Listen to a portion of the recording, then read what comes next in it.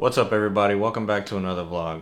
So let's jump right in, and I'm going to let you know exactly what's going on today. So far I've already sent out a text messaging campaign this morning, about 1,000 people in it.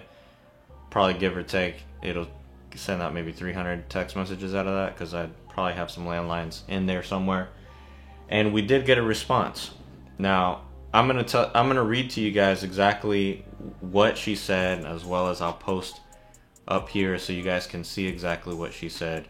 That way you guys can get an idea of what was going on. I asked this lady, I was like, hey, are you interested in selling, blah, blah, blah. She writes back, yes, she said, would you like to meet and give us a price? What would you buy the house as is? I'm guess she was saying, would we buy the house as is? And the answer to that is, of course, yes. So she asked us, she was like, hey, would you like to meet and give us a price? Would you buy the house as is? I said, yes, I can meet you, buy as is, no repairs, cover all the closing costs, blah, blah, blah. When can you meet us? Today, if you like. It would have to be at least after 5, and then I asked her if I can give her a call. Now, a lot of people will be like, if she tells me yes, I'll call her. I'll be honest with you. Whether they tell me yes or no or don't respond at all, I'm going to give them a phone call regardless within the next, 5 minutes or less. She said, yeah, give me a call at 11:05. That's my break. That was it. Now, I'm going to speed things up for you guys because I already talked to her. And I'm going to let you guys listen to the phone call. Finally, I can actually put a phone call up so you guys can listen to it. And throughout the phone call, I was looking to gauge motivation. You want to see what their reason for selling is, why they would like to sell, and a price range of around where they would like to be. I'll let you guys listen to the phone call first, and then we'll talk about it afterward. Hello? Hey, Amy, sorry about that. I didn't pick it up in time. That's okay. That's okay. Would it be, Friday would probably be better because I talked to my brother, and Friday about 4 o'clock would be better for us. Okay, Friday at 4? Okay, I can do that. Yeah, okay. Now, do you just buy houses and flip them, or what are you doing? You don't mind me asking? No, you're fine. We do either or. We could either buy it to flip it or buy it to rent it. It just really all depends on the situation. Okay. Well, it was my dad's property, and my dad's deceased now, and me and my brother are doing them. So, that's why I said if you could just meet us, because it would be both of us. He works odd hours, so I wanted him to be there too, because it's both of us doing it. Okay. So, and who are you with? It's just me and my partner, Mike. We don't have a big company or anything like that. It's just us doing everything. Are y'all from the area, or? I'm not originally from. I've been living here in county for about, say, 8 or 9 years. So love the area. We've done a couple around here, so we're pretty familiar with the area. Let me ask you this: what ended up happening that you guys didn't finish up with the property? Is it just because your brother works odd hours? Well, we were going to fix it and sell it for what we can get out of it, because we've had some things happen, and so my brother wanted to see what your price was of selling as is. I mean, it was a rental property, and it's got some, issues, but not too bad, which can't be fixed. So we wanted to just see what your take was on it and what you offered us for it. Okay. Let me ask you this. Do you have an idea of what you'd like to get out of it? That way I can kind of, gauge to see if I can even come close to it. About $175,000. $175,000? Yeah. Yeah, I'll tell you right now, I can't be that high. Yeah. Usually. What are you looking at? Usually, anything that we buy, obviously depending on part of the gas it is, it really depends. Like, closer you are to Fuse, the more we can pay. But usually, closer. Yeah, the closer to the stadium is best. And around the stadium, we'll pick up houses between 70 and 110. But the further away from the stadium, we'd probably be in like the 50 to 90 area. Oh yeah, we can't sell it for that. We just can't, because it's worth $175,000 as is. and if we fix what's wrong with it, it's gonna boost it up to 200,000. If you look at the property stuff on it, it's 175,000. Okay. Let me ask you this: have you thought about listing it with a realtor at all? No. We have an aunt that's a realtor, so both of us have sold several houses, and we just do it on our own. Oh, okay. We don't list it with a realtor or anything. So we was wanting to see your ballpark figure of what it would be, but that's what he's leaning towards is 175,000. What he told me. And then if we fix what's wrong with it, we're gonna boost it up to 200,000.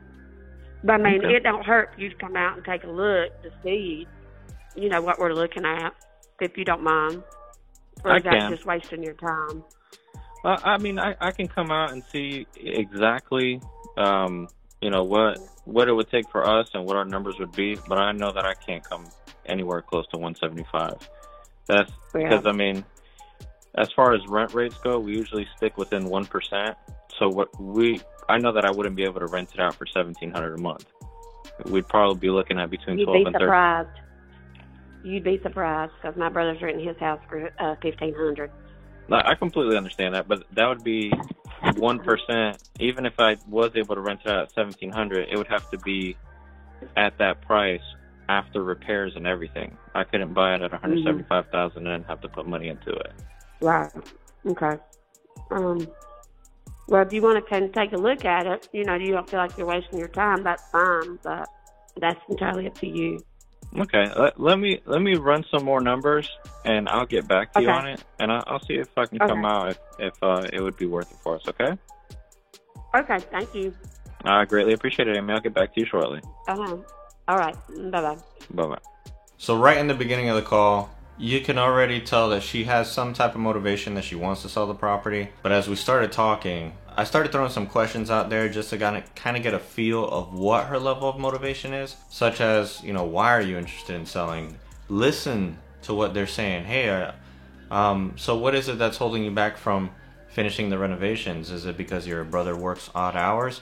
I threw just a question out there just to see what her reaction was going to be or what she was going to come back with. And then she told me, no, we've had some things happen in our lives. I didn't really get into detail with it just because I was like, okay, there's a note right there.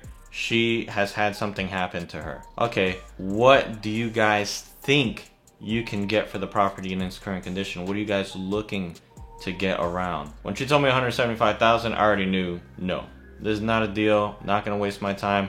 I'm not even gonna go over there and go on an appointment to take a look at it because it's not worth it. It is a total waste of time. I mean, I could go over there just to show you guys, but I'm not gonna waste my time, to be honest. I'd rather show you guys a better property than this one. So her level of motivation is low compared to the price. Yeah, they have, a dream of selling it for $175, but that's like retail fully fixed up, and there's no way that I could pay anywhere near that. There's no way any investor would pay anywhere near that. So I mean, she's gonna try to sell it no matter what, which is fine. I even asked her, why doesn't she use a realtor? I always ask these questions. Why don't you use a realtor? Oh no, my aunt's a realtor and we could just sell it ourselves. We've been doing everything ourselves. And usually doing everything yourself doesn't work out. But I will say this, she's not ready yet. And even though her motivation is somewhat high and her price is ridiculously high, what I can do is show her some comps in the area. I'm pretty sure she probably got an appraisal or something. And appraised value is not the same as far as what the real value is, what the market will pay. I've noticed that everybody wants to go buy appraisals, but appraisals, in my opinion, are worthless unless you're going to get a loan. That's the only time an appraisal is really worth anything. As far as gauging how much the house is worth, garbage. What I'm gonna do is I'm gonna pull up some comps for her. I'm gonna send her those comps and see if maybe she'll budge on the price a little bit. Maybe if we educate the seller versus bashing them and calling them crazy. I told her right from the beginning, look, I know that I can't come close to 175. I'm nowhere even near that. The reason why is she could say whatever she wants. My brother's running her house off for $1,500. And it's probably in a really nice area, way far away from where that house is. That house is in the hood. Hood houses don't rent for that much in that area. Hood houses usually rent for about $1,000, not $1,500, and definitely not $1,700. $1,700 is in nicer neighborhoods, usually a lot newer homes, or fully renovated flip homes. Those are the only ones that rent for $1,700. Even in the nicer areas of where this house is at, the houses barely rent for $1,400, $1,500. So for her saying that that house will rent for $1,700, no way. But like I said, we're not gonna bash the seller. We're gonna educate the seller, give her some information, and she can either go with us, or what she'll probably do is she's gonna go and talk to her aunt, or maybe talk to some friends, see what they think, you know, and they can either say, hey, that guy's crazy, or hey, I think that guy's right. It could go either way, and I'll follow up with her in a couple of weeks.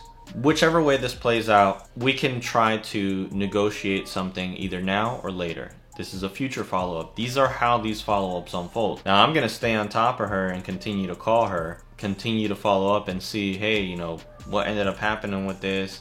Are you guys, you know, doing something different with it? How are you doing with it?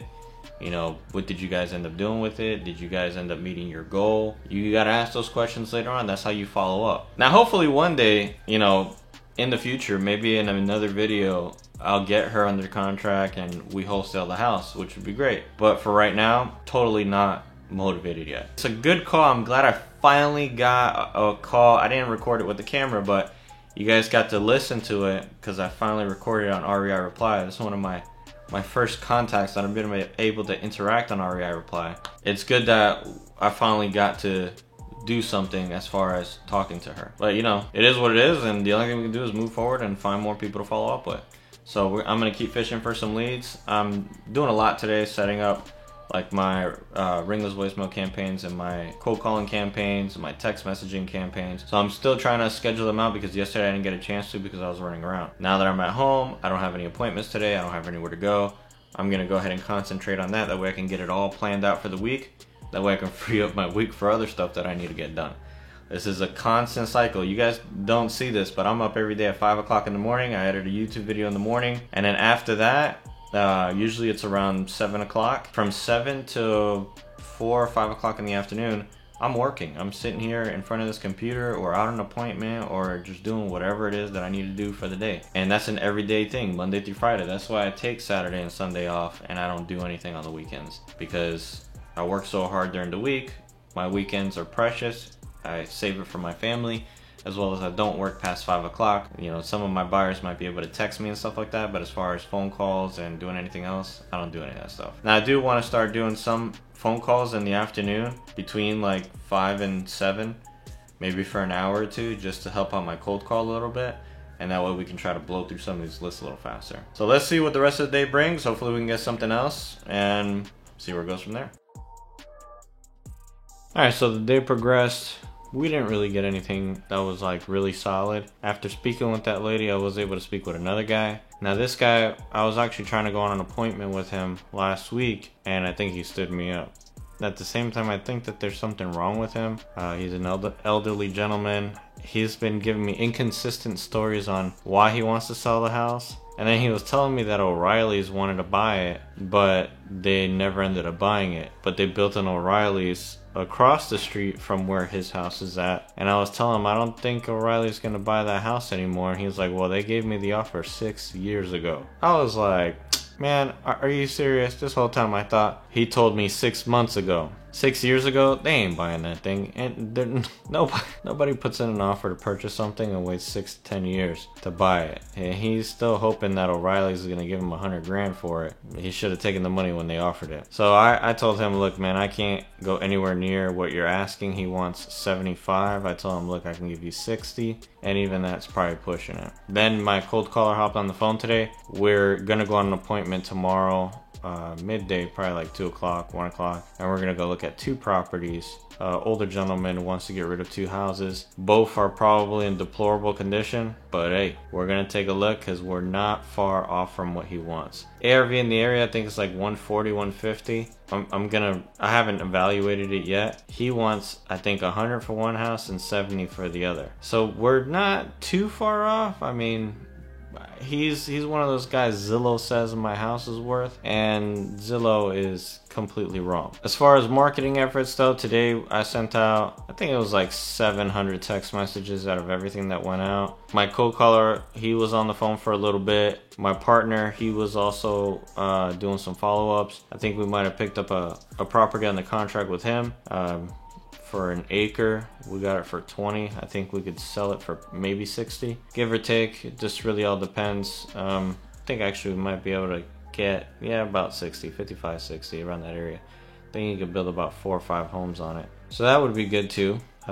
Nothing yet on that part. But as far as all of our marketing efforts, so far, we have for February, oh, and I forgot about this. My cold caller was able to get another lot under contract. So we got a lot under contract. We might get these other 2 houses. So that would be 3 under contract. Plus this 1 acre lot.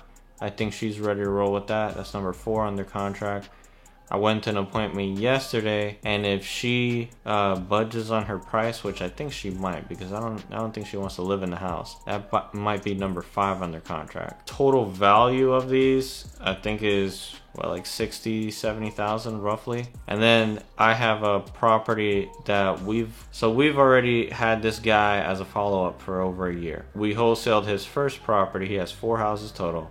So last year we wholesaled 1 property he owned. He wanted to wait to the beginning of this year to wholesale the other one. So we went and we wholesaled his second property, and now he's ready to sell his other 2 properties. Well, his other 2 properties are in a really good area, and if I wholesale them, I could probably make around $20,000 per house. So we're looking at a $40,000 assignment fee, but he wants to break it up over 3 years, which is great too, because my buyer will definitely pick it up, subject to terms over 3 years. Because he don't like taking those big hits up front, but if he could take a little hit, like let's say put $40,000 down and then pay the rest over time, and that's a win right there. That's super win, because not only is he going to get 2 great houses in super hot area right next to each other, he's also going to not have to find other sources of financing, because he's actually buying another one off of me right now that he's going to use conventional funding to be able to fund that deal. As far as everything's going though, I would say this month is going pretty good, and so far as we've gotten, this is the first real week of February,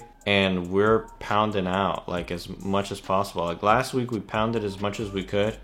This week we're recalling an old list that I had my cold caller call back in December. It's a list that's been resting for 3 months. So then also he's gonna call a new list once he's done with that one, because that one's almost done too, because there's only like 100 leads on that list. So I'm pretty sure he'll pound that out in the next couple of days, and then hopefully tomorrow I'm gonna send out a new RVM to a new list that I've been texting for 3 days or whatever, and send out more text messages and more of the other marketing. I'm a little bit behind on my marketing just because this whole closing thing that happened put me behind. I got another property that's closing. This one's my personal property. It has nothing to do with my partner or my company. It's a property that you guys have frequently seen on this channel. Picked it up subject to 2 years ago next month. Can't believe it's been that long. I remodeled part of it, and then my realtor remodeled another part of it. Great deal though. I picked it up subject to the existing mortgage for $88,000. Check out some of my old videos. Maybe I'll post something in the description, or maybe link up here or something, who knows. And basically, so we bought it subject to the existing mortgage. I gave her $2,000 to move, and I took over the mortgage. So basically my down payment was $2,000, and I bought a house that was worth $250,000. The mortgage balance was $88,000. I put about $15,000 into it. My realtor put $30,000 into it. So I'll probably walk away with about roughly $40,000. She's gonna walk away with a better profit, but I didn't feel like finishing it. I didn't have the time, I didn't have the money. I didn't want to deal with it. I turned into a motivated seller. So I bought it from a motivated seller and became a motivated seller at the same time. It's kind of funny how that works out sometimes, but I think that me and the realtor crossed paths just because maybe we might do more business in the future. I mean, that's the same way I met my partner. We did a deal together, we stayed in touch, and we just still kept doing deals together. 2 new guys. We had no idea what we were doing, and then decided to join forces, which was a great idea. Great idea. Me and him, we're killing it right now. This year is only going to get bigger, and it's only going to get better. But I'm satisfied so far though how everything has been been playing out. And as far as this 30-day challenge, we're nearing the end of the 30-day challenge. I'll tell you this much. We are killing it. I mean, truly killing it. I'm gonna do a final tally on the 30th day because these are 30 consecutive days, not including the weekends, not including holidays, not including some days that I didn't even work. You know, those were the days that we just kind of, you know, besides my cold caller calling, which I don't really count that as really marketing because I'm not actively, like, the big guns aren't turning. You know, 300 phone calls in a day, that's, I mean, yes, that's good and that's something. It's not the only thing that I do. So it's kind of like, you know, quarter of the daily activities versus 100% it. You know, not going on appointments, anything like that. So yeah, the 30-day challenge is almost done. I'm excited because I can't wait to break the numbers down. I want to see how much money was spent in 30 consecutive days, as well as phone calls, text messages, ringless voicemails. How many properties did we pick up under contract? What do we have that's closing this month that we picked up during the challenge? Figure out, you know, what the actual deal size of everything is. I know that I had some old stuff that's closing this month, and January, same thing. It was most of my efforts from December. December's efforts paid off in January. We made $117,000 in assignment fees. And then this month in February, one of my biggest deals that I have ever closed finally closed this month, which helped us out also. It was for $75,000. We ended up with about $43,000 after paying another wholesaler, paying attorney fees, paying double closing fees with transactional funding. So that brought us up 43, and then we have some stuff that we did pick up during the challenge, and then some old follow-ups that ended up finally paying off during the challenge too. So some good stuff that played out well this month. I'm excited. I'm very excited. I'm really happy that, you know, you guys have gotten to see some of this. Now, unfortunately, I haven't been vlogging as much as I should. Even though I'm pumping out these vlogs every day, there's so much going on. There's only so much I can vlog. I'm hoping tomorrow, though, I'm going to remember to vlog, and I'm gonna say it out loud. That way I can remember it, because I don't remember when I'm there. Like, I'll get little bits and pieces, but I don't get a lot of it. But I'm hoping that I can vlog a little bit more and show a little bit more talking to the seller. I'm just so worried about sometimes, you know, someone be like, hey, why is your camera still recording? It is what it is. I'm gonna try my best. That way you guys can see what happens at this appointment tomorrow, and see if we can talk them down too, see what kind of tactics we bring out in the process. So that's it for today, guys. I am gonna go ahead and cut this. I know it's been a long vlog. The usual me yapping away. Yeah, I'm gonna go ahead and just hit the sack. It's about 9 o'clock at night, I think, or 8 o'clock, something like that. I don't even know what time it is. I think it's like 8:30. And that's it. Call it quits. So thank you guys for watching. Hope you guys have found some value in this, and I'll see you guys on another vlog.